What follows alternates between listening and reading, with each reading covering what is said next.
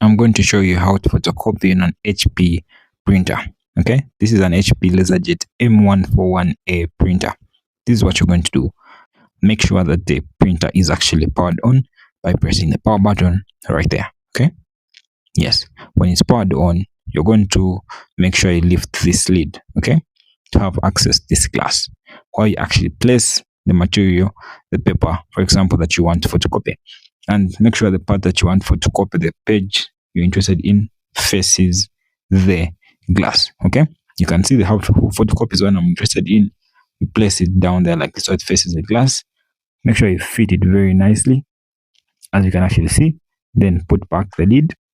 Yes, then head back to the part where you actually see this button, the copy button. Press it. Now just wait for the paper to actually come out.